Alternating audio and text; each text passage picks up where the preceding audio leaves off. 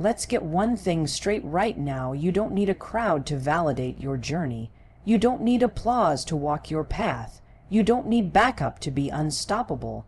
The most dangerous person in any room is the one who isn't afraid to walk in alone, because that's not just confidence, that's clarity, and when you have that, you become untouchable. Solitude has been mislabeled for far too long. People confuse it with loneliness, with isolation, with being left behind. But here's the truth. Solitude is the soil where real strength grows. It's where resilience is born. When you choose to walk alone, you stop relying on outside noise to define your worth. You're no longer dependent on others to tell you where to go, how to act, or what to be. That's not weakness, that's power. Think about it. Every time you're alone, truly alone, there's no one to impress, no one to perform for, no pressure to match anyone else's pace or pretend to be someone you're not. In that quiet space, something incredible happens. Your real voice gets louder, your gut instincts sharpen, and for the first time, you're not just reacting to life, you're designing it. Stop waiting for someone to tell you you're good enough. It's your life, you decide. That mindset shift is everything, because once you realize you don't need external validation, the game changes. You begin to move differently. You take risks without polling the crowd. You show up with authority, even if nobody else claps. And that's where you start to build something unshakable, self-trust. When you can sit in silence and be okay, you've already won. Most people can't do that. They'll fill every empty space with noise, with distractions, with people who don't even see them. But you're learning to find power in the pause. You're not running from the silence. You're owning it, because that space isn't empty. It's where growth lives. There's a line that hits deep. You were born not to fit in, but to stand out. And standing out requires standing alone sometimes. That's the part no one tells you about success, about leadership, about becoming someone who's different. It's not crowded at the top because most people aren't willing to climb without company. But if you are, that's your edge. The one who embraces solitude doesn't just survive, it thrives. Because solitude doesn't shrink you, it shapes you. It's the gym where your mind trains. It's the mirror where you finally see yourself clearly. And once you've tapped into that kind of power, there's no going back. Clarity doesn't come from the crowd. It doesn't come from the opinions of others, the scrolling, or the constant stream of advice you didn't ask for. Clarity comes in the quiet, when you finally unplug from everyone else's expectations and start tuning into your own voice. And that voice, it's been there the whole time. You've just been too busy drowning it out. Most people are addicted to noise. They confuse movement with progress and busyness with purpose. But when you walk alone, you're forced to slow down, and in that slowness, things start making sense. You begin to see what you actually want, not what they told you to want. You stop reacting and start reflecting. That's when decisions become cleaner. That's when your next move stops feeling so overwhelming. You need to hear this. You're not lost. You're just quiet enough now to hear the truth. That truth has always been inside of you, but clarity doesn't shout, it whispers.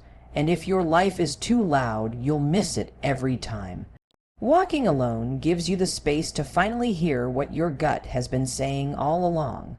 No filters, no noise, no pressure to perform.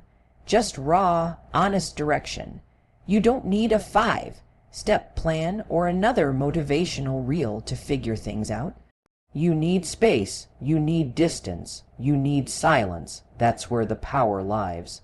It's not in the frenzy, it's in the stillness. The second you start honoring that stillness, you'll notice how the chaos in your mind begins to settle. The fog lifts, and suddenly the answer you were chasing appears, clear and loud. Here's the real kicker. Most people are afraid of that kind of clarity, because once you know what you want, there are no more excuses. There's no one left to blame. Clarity isn't comfortable, it's calling you out. And that's what makes it powerful. It's not just knowing, it's owning. It's standing face face with your own truth and saying, all right, let's go. So when everything feels loud, when everyone's got an opinion about what you should do next, step back, walk alone, turn it all off, not forever, but long enough to remember what your voice sounds like. Because once you hear it again, you won't settle for noise ever again. She doesn't wait, she doesn't hesitate, she doesn't line up for permission slips or validation from people who don't even understand her vision. When she decides, she moves, no overthinking, no second guessing, no let me ask around first. Because when you walk alone, you realize waiting for consensus is just fear in disguise. The longer you wait for someone to say it's okay, the further you drift from your own instincts. That's the trap. Every time you delay your decision to make sure it's acceptable, you lose momentum. But momentum is everything. Start before you're ready. Start with what you have. Just start. It doesn't have to be perfect. It just has to be yours. And when you stop asking for permission, you finally stop shrinking. You stop molding yourself into a version that's palatable or less threatening. You start making choices that align with your future, not your comfort zone. That's when things begin to shift, not because the path is easy, but because it's yours, fully yours, unedited, unapologetic. She doesn't check the temperature of the room before she speaks. She doesn't soften her ideas to make others feel better. She acts, and in a world obsessed with being liked, that kind of decisiveness is rare and powerful. The moment you stop waiting for a sign is the moment you become unstoppable. She is the sign. She is the signal. She is the green light, and let's be honest, people will be uncomfortable with that kind of energy. They'll say, you've changed. And you have. You've stopped outsourcing your authority. You've stopped needing confirmation before taking action. And you've started trusting the one opinion that matters, your own. You've traded waiting for choosing. That shift is everything, because the truth is waiting feels safe. But it kills dreams. It's easy to blend in, to stall, to say someday. But someday isn't coming. There is no perfect moment, no magical approval. There's only right now. And once you learn that, once you decide you don't need to be invited, you just walk in, you take up space, you own the room, you choose yourself. Every single time. Courage isn't loud.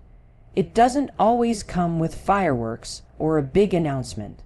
Sometimes it looks like waking up and walking forward when everything inside you says, stay where it's safe. Courage is every solo step taken into the unknown. No guarantees, no map, just a fire in your gut that says, go. That's not weakness, that's real strength. People think bravery is about bold, public moves. But real bravery happens in private. It's saying no when it would be easier to say yes. It's walking away from what's familiar because it no longer fits who you're becoming. Your new life is going to cost you your old one. That's the trade. And courage is the currency. Every time you take a step alone, you train your brain to trust you, not your circumstances, not other people, you. That trust compounds. It grows in the quiet, in the hard days, in the moments you choose yourself over comfort. And over time, it turns into something unshakable. You stop needing reassurance because you've already proven to yourself that you won't quit. Fear is natural, but fear isn't the enemy. Staying stuck is.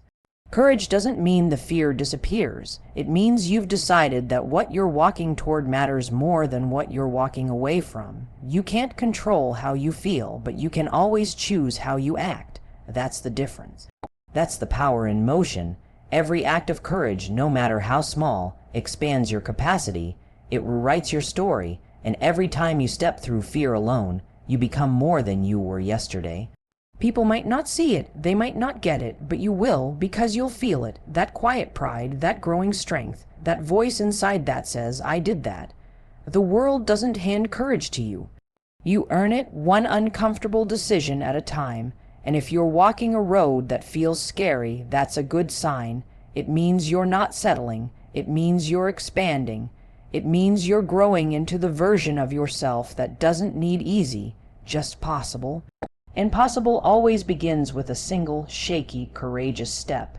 Independence doesn't repel opportunity. It attracts it. The moment you stop chasing, begging, or trying to prove your worth, something incredible shifts.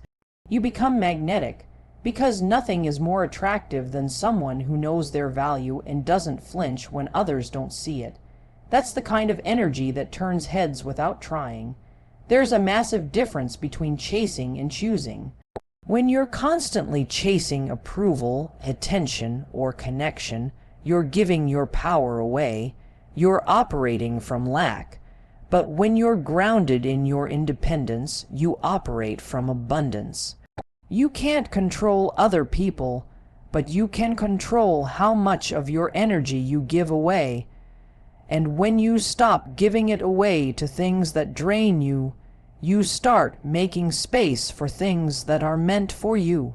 Being independent means you're not waiting around for someone to rescue, validate, or complete you. You're not putting your future in someone else's hands. You are the plan. You are the backup plan. You are the source. That level of ownership changes the way you walk, the way you speak, the way you carry yourself. You're not desperate. You're deliberate. The world notices when you stop needing it to notice. That's the irony. People are drawn to those who aren't trying to be noticed because they sense something deeper. Confidence, clarity, control. You're no longer performing, and that gives others permission to drop the act too. It's contagious, but more importantly, it's freeing. When you walk with independence, you make better choices. You no longer pick based on fear of missing out or fear of being alone. You pick based on alignment. You ask better questions. Is this right for me? Does this serve my growth? Does this reflect who I'm becoming? Don't negotiate with your future for the comfort of the present. That one hits hard because independence makes you bold enough to walk away from anything that doesn't fit the future you're building. This isn't about isolation, it's about liberation. You're not cutting people off, you're cutting the cord of neediness. You're not pushing opportunity away. You're pulling the right ones in by showing the world that you're not available for anything less than what you deserve. And that's the kind of energy that opens doors you didn't even know existed.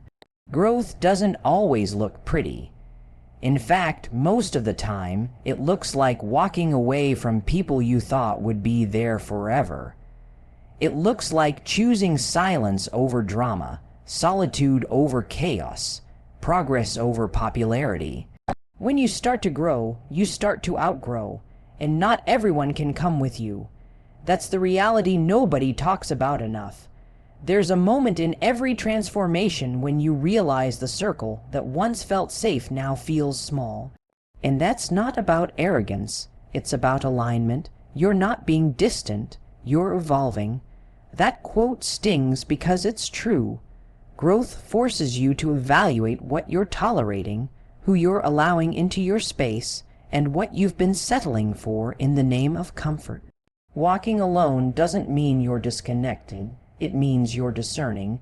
You're learning that not every invitation deserves a yes, that not every relationship is meant to last a lifetime, and that letting go isn't betrayal, it's necessary. Because if your environment isn't feeding your future, it's holding you hostage to your past. People might not understand your distance. They might say you're cold, guarded, or different. And they're right. You are different because you're no longer driven by the need to belong. You're driven by the need to become. You can't grow and stay the same. Choose one. That's the brutal but freeing truth. It takes serious courage to outgrow people you care about. But it's even braver to admit when something no longer aligns. Holding on to people who no longer support your growth doesn't make you loyal. It makes you stuck, and being stuck in old dynamics is the fastest way to kill momentum. Growth demands pruning. It demands space. This season of separation is not punishment. It's preparation. You're not losing people, you're gaining clarity. And with that clarity, you create room for better conversations, deeper connections, and relationships that actually fuel your journey. Outgrowing people doesn't mean you don't love them. It means you love yourself enough to keep evolving, even if it means walking a stretch of the path alone. So if you're in a season where you're walking alone, don't rush it. Don't numb it. Don't apologize for it. Own it, because this path you're on, it's building something no one can take away from you. Unshakable belief. You don't need to be seen to matter. You don't need to be liked to lead.